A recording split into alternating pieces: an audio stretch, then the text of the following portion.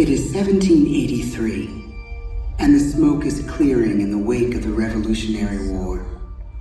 Over the course of 8 grinding years, General George Washington has led a force of shopkeepers, farmers, and Native American allies to victory over the greatest military power in the world. A new nation has been born, independent and free. The founders must form a national government. In 1787, through months of passionate debate, they create a written constitution. For the country's highest office, they imagine something new in the history of the world.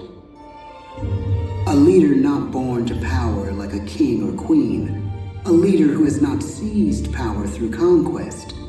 A leader not separate from the people, but elected by the people, from among the people. We, the people. This is a new idea, an American idea. The idea of a president.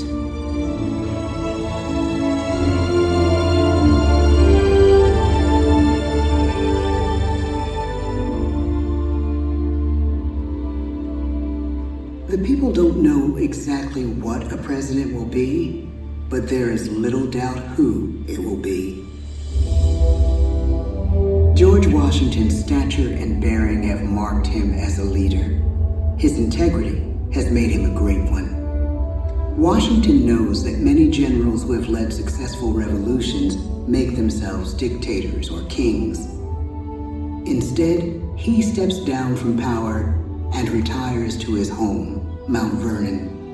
The world takes note, and George Washington becomes the symbol of American ideals.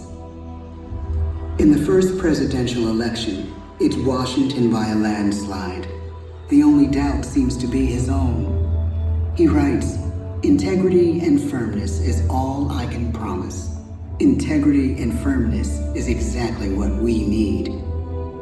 Everything he does as president will set a model for his successors. His final act may be the most important of all. After 2 terms, with no term limit in the Constitution and amid overwhelming support to stay in office, he steps down once again and hands power back to the people. He wants us to speak, to elect a new president. During the early years of the Republic, we choose leaders as different as Thomas Jefferson, John Adams, and Andrew Jackson. Elections are often bitter. Each president stands at that fiery intersection where personal character meets the challenges of the times. Some call the presidency a glorious burden. Jefferson calls it a splendid misery. We, the people, must choose well. We elect 15 presidents before the course of history brings us to the edge of a crisis like no other. A nation born of freedom still permits slavery. As the country pushes west, will new states be slave or free? The question produces bitter conflict. The issue rocks the election of 1860 and brings Abraham Lincoln onto the national stage. The tall, lanky, some say uncouth candidate from Illinois is a master of words at a time when speeches are printed in full for people to read. A house divided against itself cannot stand, he has said. With Lincoln's election, the House does indeed divide. Civil War. 11 states secede from the Union. The war becomes a defining passage in the American story. The president's own inner strength and depth of character changed the course of history.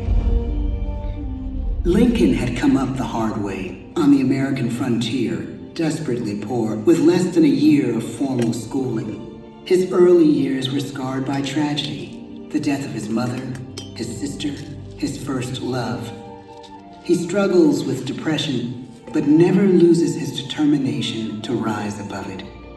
He once said he's driven by a desire to leave the world a little better place for having lived in it. The war rages. Lincoln fights to preserve the Union and end slavery. Neither is a sure thing. At Gettysburg, Pennsylvania, 6 months after one of the bloodiest battles of the war, the president dedicates a cemetery to the thousands of soldiers who died there, in words we can never forget.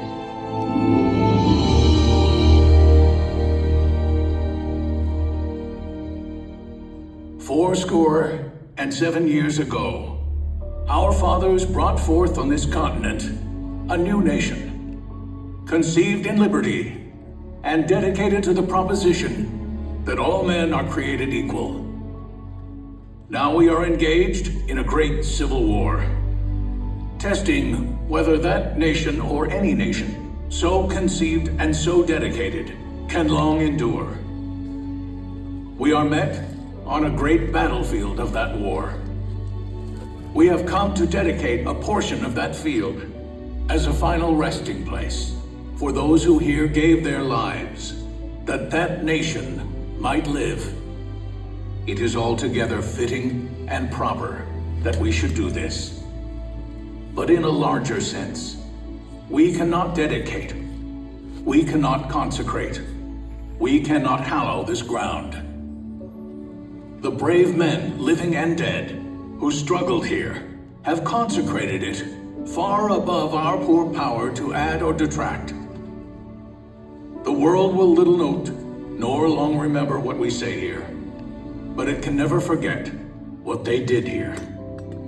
It is for us, the living, rather, to be dedicated here to the unfinished work, which they who fought here have thus far so nobly advanced.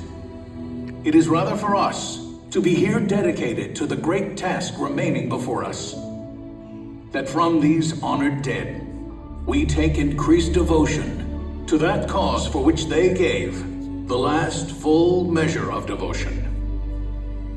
That we here highly resolve that these dead shall not have died in vain, that this nation, under God, shall have a new birth of freedom, and the government of the people, by the people, for the people, shall not perish from the earth. The blood of over 500,000 Americans is spilled in this Civil War. President Lincoln's enduring hope is to give true meaning to the sacrifices of so many, to lead us to that new birth of freedom. With the end of the war and the end of slavery, a new birth truly begins.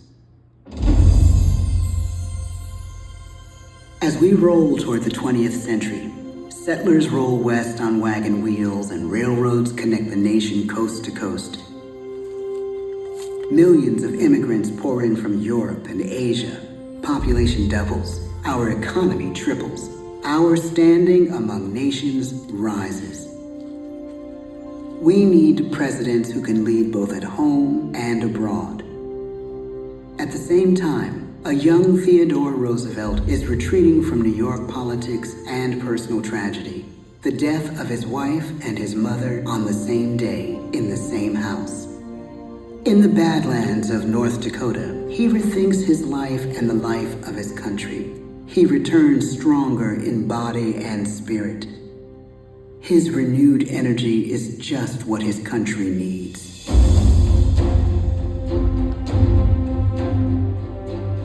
American industry is booming, but social tensions are rising.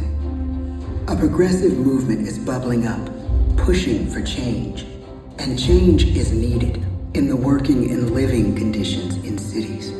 The gap widens between rich and poor. The demand for change grows stronger. Teddy Roosevelt is a knight on a crusade. He speaks with force and vitality in clear terms that make colorful headlines at a time when mass market newspapers have become the new media. To define his foreign policy, he borrows a phrase from an African proverb: speak softly and carry a big stick. But his greatest accomplishments are made at home. He breaks up giant monopolies, protects workers' rights, and calls for a square deal for all Americans, rich and poor, capitalist and wage earner. Fair play and a square deal for every man and every woman in the United States. He calls on America to be as great as the natural grandeur of its lands.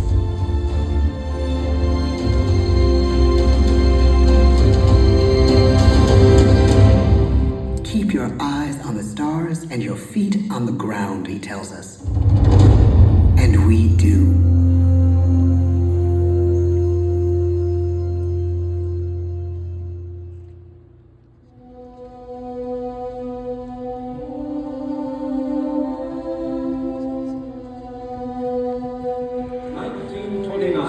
The bottom fell out of the market.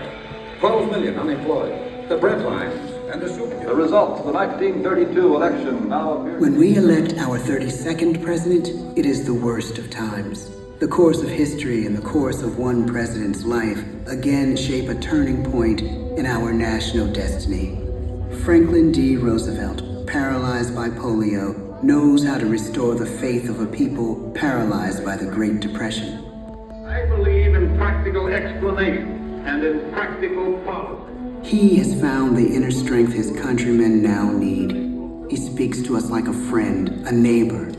His optimism is contagious, his voice perfect for the latest breakthrough medium, radio. He calls us to believe we have nothing to fear but fear itself. And we do believe. Tonight's attacks on England are perhaps the most widespread of the war in the course of the day. But an even greater challenge dominates his final years in office. The Second World War.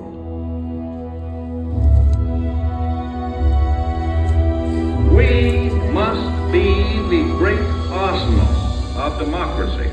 This is an emergency as serious as war itself. We stun the world with our production. When bombs fall on U.S. troops in Pearl Harbor, he calls us to fight on the war front and sacrifice on the home front.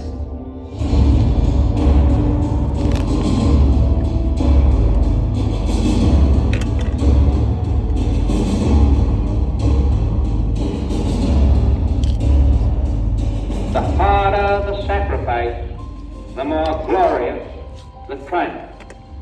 So spoke America in the year 1776. So speak America today. The world changes. The country changes.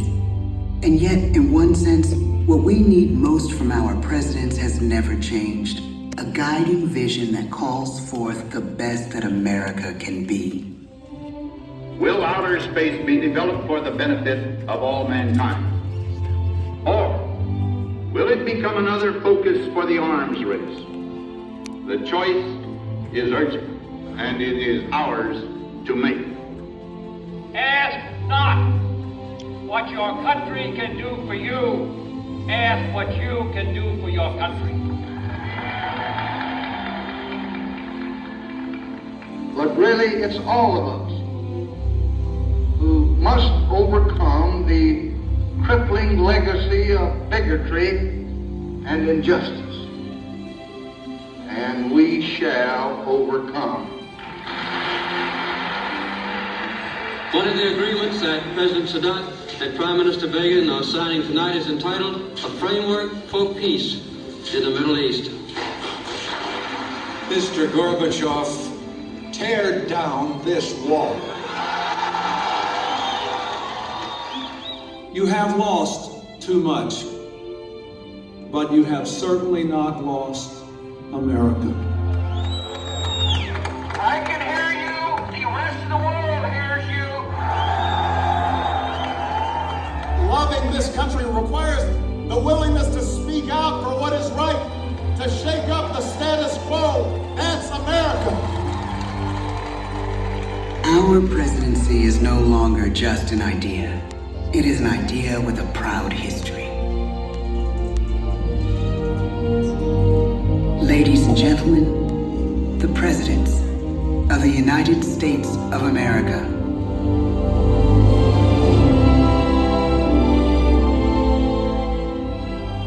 Washington. John Adams. Thomas Jefferson. James Madison. James Monroe. John Quincy Adams. Andrew Jackson.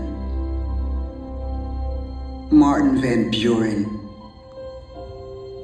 William Henry Harrison.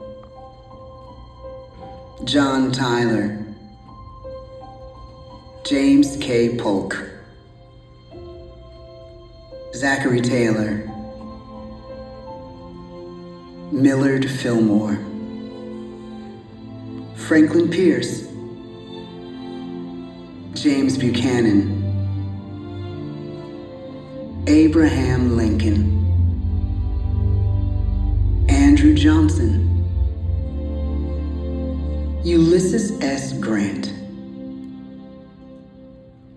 Rutherford B. Hayes. James A. Garfield. Chester A. Arthur. Grover Cleveland. Benjamin Harrison. William McKinley. Theodore Roosevelt. William Howard Taft. Woodrow Wilson. Warren G. Harding. Calvin Coolidge. Herbert Hoover. Franklin D. Roosevelt. Harry S. Truman. Dwight D. Eisenhower. John F. Kennedy. Lyndon B. Johnson. Richard M. Nixon. Gerald R. Ford. Jimmy Carter. Ronald Reagan. George Bush. Bill Clinton. George W. Bush. Barack Obama. Joe Biden.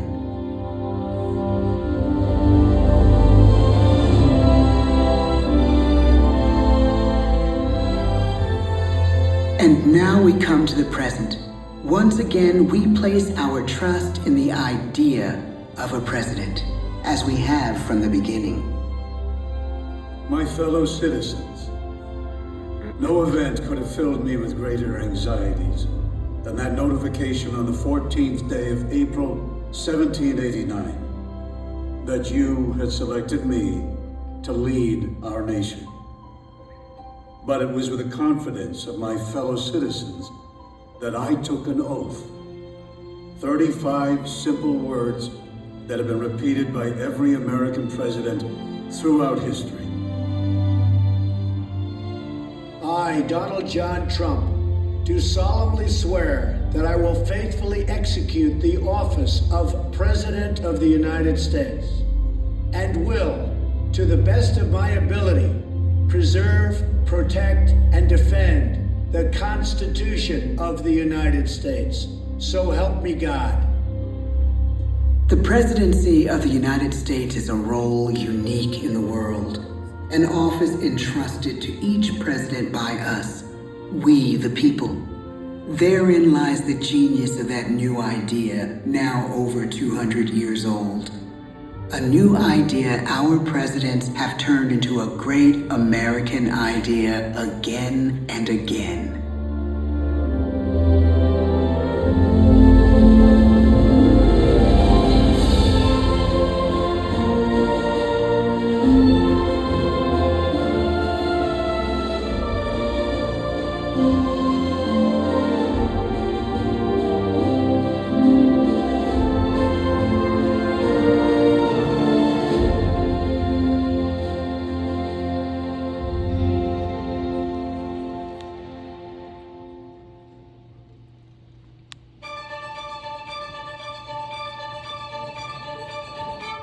concludes our presentation. Please make sure to gather all personal belongings and exit out the door. Open doors on